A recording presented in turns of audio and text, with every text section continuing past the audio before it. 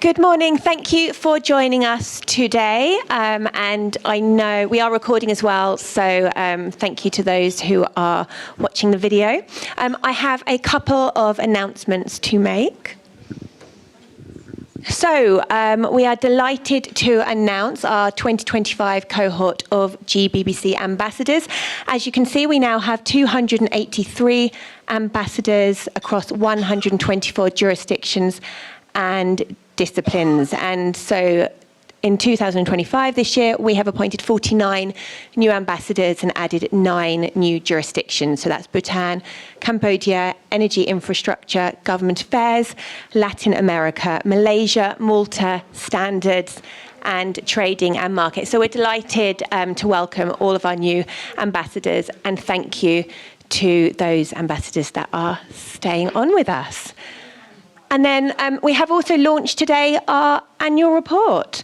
So we had 55 member submissions, and this was highlighting use cases that showcase innovation in traditional industries, such as financial services and new business models, sustainability, including climate and social impact, and advancing blockchain infrastructure. So we wanted to say a huge thank you to all of you here who contributed to that, and all of our members who are in our annual report. Thank you, and I believe we will be sending that out today. You can access it through, yes, there.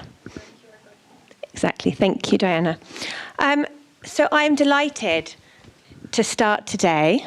I have an amazing talk for you this morning. We are going to be speaking to Gio Giovanelli from Pearson. We're going to be talking about AI, and as work becomes increasingly digitized, global, and virtual, how is AI revolutionizing the way that we work?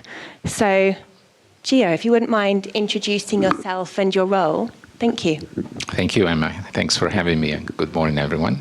I'm Gio Giovanelli. I'm the president of the Languages Business Unit in Pearson PLC, which, as you know, is the world's largest learning company. Wonderful. Well, really appreciate you being here today. Thank you so much.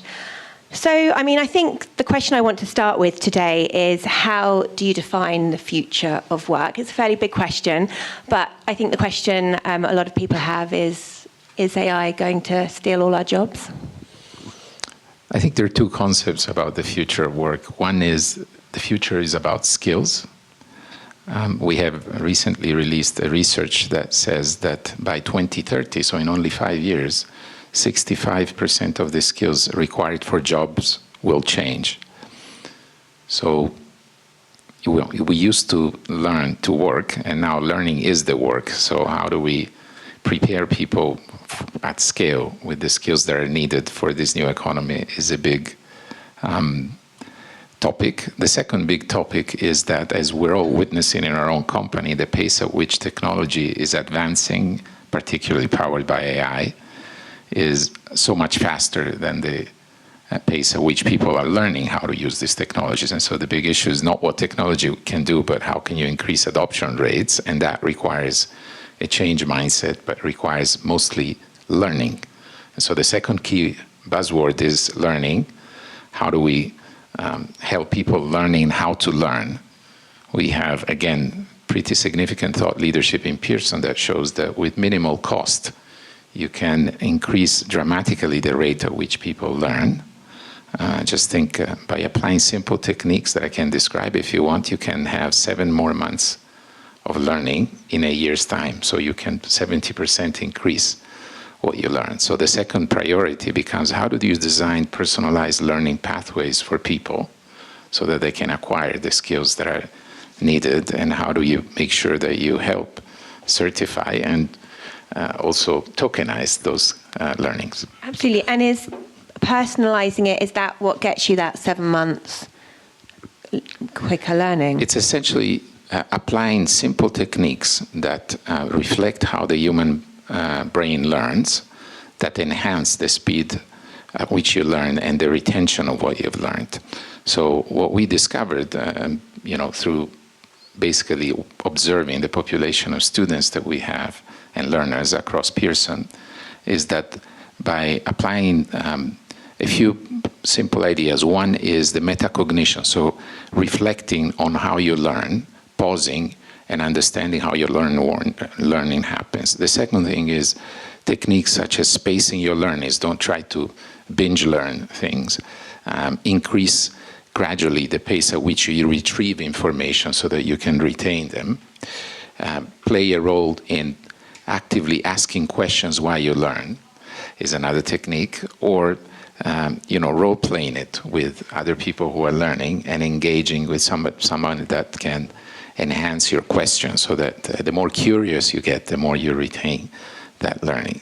They seem simple things. They don't require massive technology platform adoptions, but they dramatically increase ability and speed of people learning. And actually that makes perfect, quite simple sense, but I'm not sure we think about that. I'm just thinking sort of, as a mother, that idea of asking questions to retain the information rather than, if I look back at my childhood, of binge learning, is a much more sensible way of going about things. So I love that. Thank you. Could you explain to us what you think the importance of English proficiency and learning in an AI-skilled world is? Yes, it's very important. Just a couple of stats. There's over 1 billion people learning English today in the world. It's the largest cohort of learners. And 75% of businesses report loss in revenue because English is the lingua franca of the business world, as we can experience here in Davos. But a lot of people don't have the required level of fluency to adequately perform their task, let alone to collaborate, to communicate effectively. So there's lost revenue in there. And 71% of people in the research that we ran said that they don't have the English needed to perform, but only 1/3 of the company offers English language training. So we're here on a mission that is very large in scale to help the world build and verify the language skills that they have. And the reason why that is relevant is, one, because it will help people become better at doing their jobs, but also communicate better, collaborate better, and create better. But there is a deeper reason that we've discovered in research that we've done, which is learning a language enhances your curiosity, enhances your ability to acquire new information, makes your brain becomes more flexible and more adaptable, and obviously allows you to work in a multicultural environment because you get the nuance, you see the world under a different lens. So there's several benefits beyond the simple communication standpoint, which could be in large part over time substituted by AI. The simple translation act is not the point about language learning. The point about language learning, again, is communication, collaboration, but is also, let's say, enhancing your own brain, and also, frankly, declining the speed at which our brain capabilities decrease as we age. There's very important medical studies that shows that one of the ways you delay the onset of Alzheimer's disease or other diseases related to aging is by applying creative work. One of them is playing an instrument. Another one, very powerful, is learning a language. So much that if you learn a language in just a couple of weeks, you're going to see the benefits in terms of your memory enhancements and your ability to be curious. So there is immense benefits of that, and we're on a mission in Pearson as the world's largest players. We work with 42 languages, but English is the main one. We want to help people, build and verify their skills in proficiency in English. That's fascinating that you can see a difference in a few weeks. Wow. Okay, thank you. What are Pearson's main objectives when you're looking at this global change, when we're talking about the workforce? On one hand, we want to be on the side of learners, of individuals, and on the other hand, on the side of companies and institutions. On the first side, individuals, essentially what they need to thrive and grow in this world that we just described is first the ability to assess where they stand, to diagnose what they really know, and have a clear picture of the skills that they have. We are today the largest assessment company in the world, and so we have a plethora of assessments that can give you a very granular picture. For example, in English, we own a global scale called the Global Scale of English that gives you a very granular understanding of how your listening, speaking, writing, and reading is in English. So you get a precise picture of what you know, and then that's mapped to the job that you want to do in the future. And so it can show you a personalized path to intervene. So first of all, mapping the skills you have. Second, understanding how those skills can evolve and acquiring new knowledge in a form that is tailored to you, to the way you learn, what you like. And designing that personalized pathway that gives you continuous progress reports of what you're actually learning, so that you get more excited and you get the right level of challenge. So you don't get discouraged if it's too hard, but you don't get bored if it's too easy. Then the third step is certifying what you actually have learned. And we have, in a world where AI also enables cheating, it's increasingly important to be able to, prove what you learn, and to do it, both online but also in physical centers. We have the largest platform of test answers in the world, in almost 190 countries, and so we can do that at scale. And then ultimately help you mobilize what you've learned into digital badges. We own the largest badging credit company called Credly, where essentially we have issues more than 100 million credentials to actually prove what you know. So that's on the personal side. And then on the businesses side, as you imagine, because of the skill gap that we've described, companies are increasingly need help from us in how they map their talent skills, and they break down to tasks. And how is that getting them ready for the future strategy? So design a skills gap analysis, and then helping the companies in the key steps, which is sourcing talent, onboarding talent, making sure that talent is assigned to the right work, and then developing talent and certifying what talent knows. So we have a host of solutions that help that end-to-end journey, and that don't require new platforming or new technology. It basically plugs into the company what the company already has. Thank you so much. I want to come back actually to risks, because I know you mentioned sort of cheating, but another quick question occurred to me while you were talking, and that is, I've heard that sort of the nature of training whilst you're on a job has now changed because AI exists, and so sort of the amount of graduates you might need in a particular company is going to be much smaller now because AI can do it. Is there anything that we can do in education to prepare graduates for that change in the job they'll be going to? Absolutely. The two concepts. First, we need to get out of this idea that in order to be performant in today's world of work, you need to have an Ivy League degree, because that's obviously aspirational for the people who sit here in Davos and their kids, but it doesn't apply to the majority of the world. Countries that have succeeded in growing their GDP and preparing that talent pipeline that you're talking about have increasingly invested in vocational training. How to bridge the gap between school and work for people who don't have interest or don't have natural ability to go on and get PhDs, but they love to leverage their skills to be applied to work. And so that's early careers, and transition from school to work is a very major topic. Second, as you said, the issue is that in the majority of companies report that when they try to hire graduates, they don't have the right skills for the jobs that they need. And so this requires an intervention both with the institutions, which we're doing, being one of the largest players in the higher ed sector in both the US and a number of other countries, into how do we match what the job market requires and the skills that we teach in school, which again is not only hard skills, because the average life of skills has now dramatically decreased to less than 3 years. So it's not about learning the right skills and keeping them in life, but it's about that learning how to learn and keeping those skills continuously updated and being able to certify what you've learned. That's very, very important. And then obviously working on the company side so that we can instill that mindset in managers, in leaders, not only in the HR function, but all the way up to the CEO on how this is a priority. Companies that will survive and thrive in the future are companies that are going to be able to learn and adapt faster to this new world that we're in. Thank you so much. Can we talk a bit about the risks of AI in the workplace, please? Yes, I think as we all see today, the main risk is not doing anything, I think, because there's always a tendency of the human being to resist change.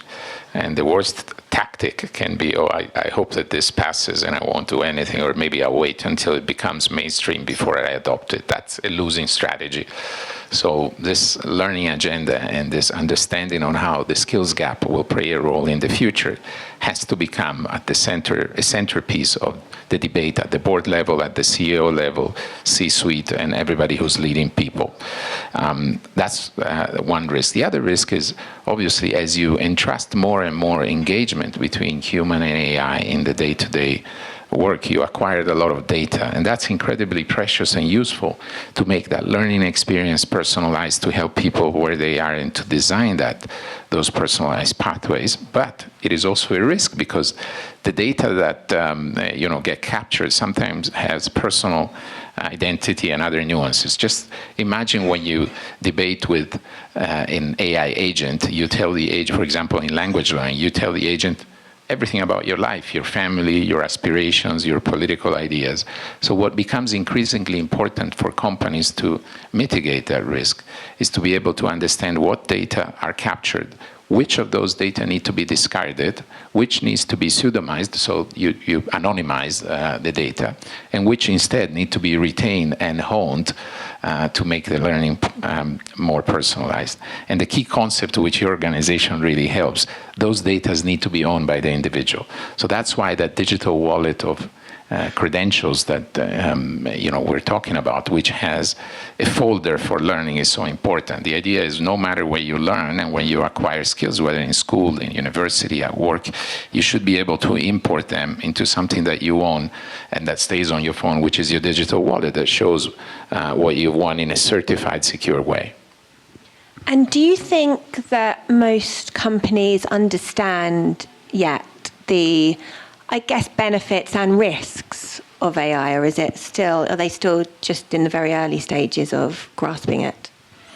I think we're living in a moment of inflection in which everybody realizes that this is happening, because if you think about the speed at which generative AI has entered our daily life, it's dramatic. I don't think that companies have taken necessarily effective actions to figure out what they're going to do because they haven't seen adoption of the technology. So, I mean, in our daily flow of work, we experience that if you listen to big tech, there is incredible things that we can do with today with the existing technologies that is available for free or for cents. Yet, when you observe what people do in companies, they don't adopt those technologies. I mean, we have recently signed a partnership with Microsoft to help them understand the way people learn and how to make the Copilot switch, which is in principle a fantastic tool, but it gets used for a little percentage of its capacity, really the way that people will learn and engage. So we're on that mission, and as the company in the world that probably best understands learning and understands skills to help big tech evolve in that journey. And is education part of that journey, do you think? Do we somehow need to educate, I guess, not just the industry leaders, but also the general public? Yes, I think this needs to start really with the government. There is, one of the themes here in Davos that I can see connects really with your question is the whole issue about geopolitics and how, if you are a CEO and a business leader, you can no longer only think about your bottom line. You have to have a broader view about what's going on in the world, right? And what will make countries thrive in the future is not only commodities, not only energy prices, but it's increasingly skills. And so how they prepare the human talent to face the challenges of the future. So that needs to be a priority at the government level. And to your point, yes, it needs to become ingrained in the way we rethink our education systems. I think the key concept here is humane leadership. So making sure that we understand that the human is at the center. And yes, we use the technologies to the potential, but always we put the human at the center of it. So articulating what AI can contribute and how it can power the human being, but we still retain the full benefits of it. So I think there is a perception here that I've seen in Davos the last couple of days of the huge responsibility we all have as leaders to making sure that that concept, what makes us really human and what is, what really differentiates from machines that we want to preserve. It used to be that we thought the fact that we're creative and that we're reasoning, but in reality we all know that the technology in the future will be able, in very close future, to sense the world and also to reason and to plan. So there's something at the deeper level that makes us human and that needs to be really captured by the education system. Okay, and that's really, that goes in very well to my next question, actually. Thank you, Gio, because, how can corporate cultures best adapt to embrace AI to enhance and not replace human workers? We're seeing increasingly culture being at the center of what companies really care, which is growth.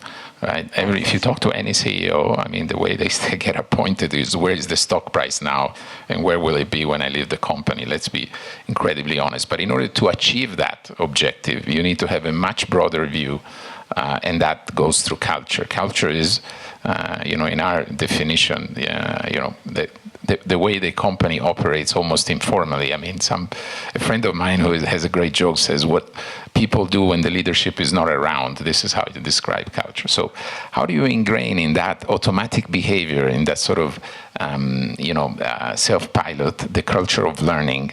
And how do you make people more sensitive to understanding each other and putting the human at the center is the key. So a culture that is about learning, a culture that promotes skills, a culture that recognizes the uniqueness of every human being and their own contribution, a culture that really promotes creativity and human at the centers. This is something that will propel companies into the future.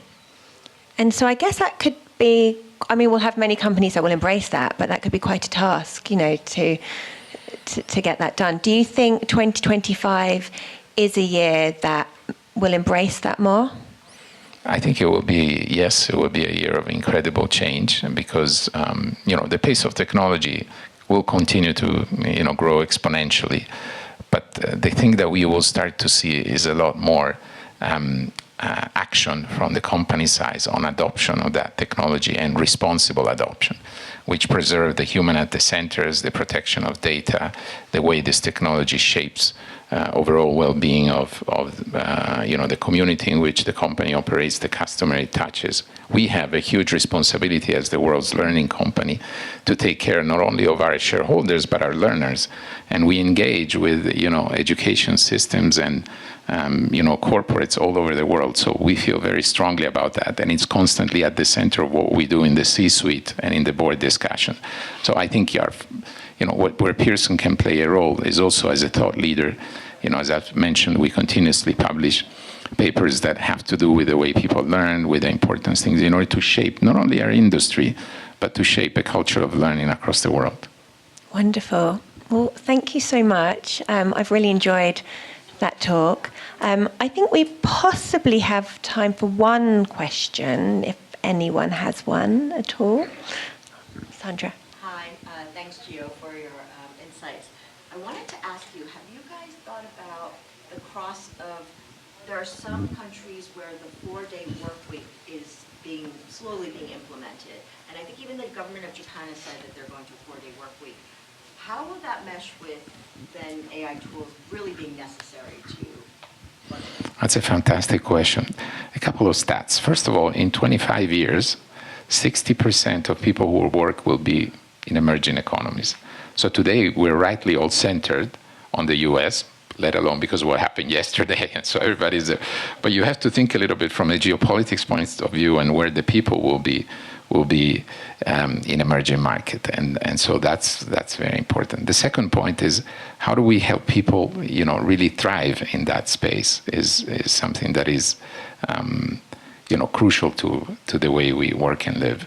And so what we do as Pearson, we're present in all these countries. We try to, engage at a high-level debate, which is a policy shaping, which is being seen as a player that can really help the government's agenda, and to be a force for good. Ultimately, we have an ability, because of the brand we have and where we stand, to rally around us, communities, regulators, and also, learners to shape this future. So we're very, very excited with that, but also at the same time feel our responsibility. Wonderful. Well, we really appreciate you joining us today, especially given your incredibly busy schedule. So thank you so much. Thank you very much for having me. Thanks a lot.